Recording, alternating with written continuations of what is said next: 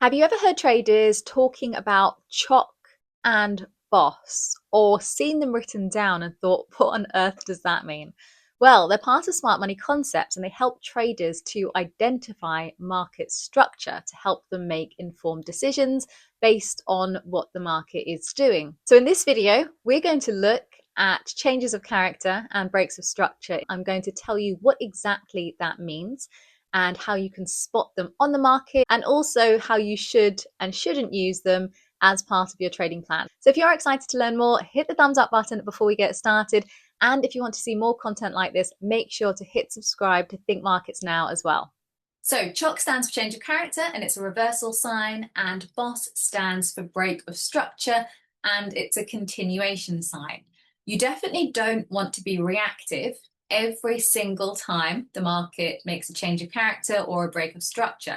You need to use it as a way of understanding the current market structure so that you can make an informed decision that aligns with your trading plan. I'm going to show you exactly why you shouldn't trade every single time you see a break of structure or a change of character later. But first of all, we're going to look at what they are and how to identify them so that you can start spotting them yourself in the markets. So we're just going to use this tool to draw on the highest point. So can you see we've got an uptrend here and we've got a downtrend here. So in the uptrend, at this point, this is the highest point. And at this point, this is a low point in this little segment. Can you see that this candle breaks above the previous highest point? That makes this a break of structure. Sorry for the really bad writing, but this is a break of structure because it breaks up past the previous high. Now, can you see as we go up, we're getting higher lows and higher highs. This is another sign that we are in an uptrend. Now, this is the new high and this candle breaks it. So again, this is a break of structure. That says DOS, but it's meant to say BoS. And then as we continue up, you get these breaks of structure as you go along. But then when you get to a certain point, you stop getting breaks of structure. Can you see how this one, sorry, I was trying to bring it back down. It's actually there.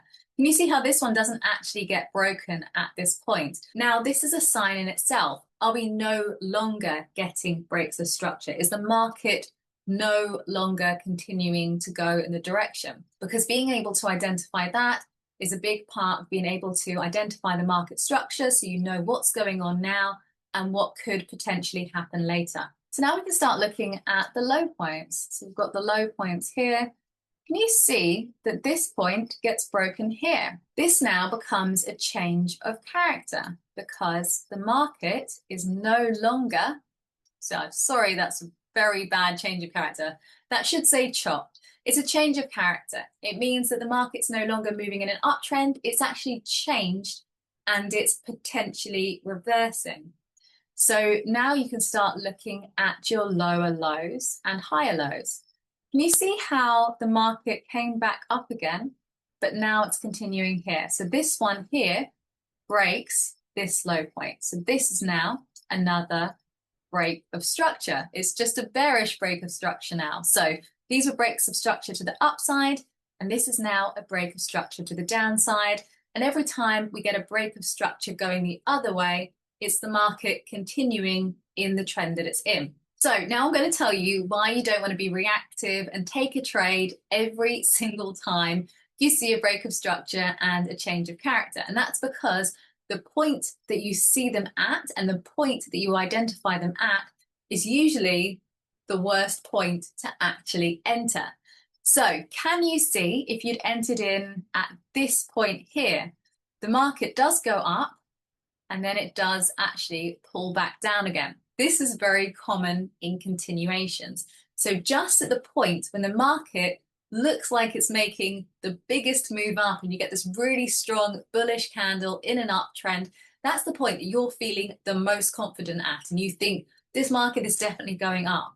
But actually, if you enter at that highest point, that's usually where you're going to get the worst risk to reward ratio, because you actually have to take on quite a wide stop loss to account for any pullback that the market will make. And often a pullback does happen right after a very bullish candle. So rather than using this as a way to enter into a trade immediately every time you see the market doing something, use it as a way to have a conversation with yourself as to what the market is doing and therefore what you ought to be looking for. Is the market continuing to break structure to the upside, and therefore are we in an uptrend? And therefore, what do your strategy rules tell you to do next? Is the market failing to break higher highs? And therefore, is there a possible reversal on the cards?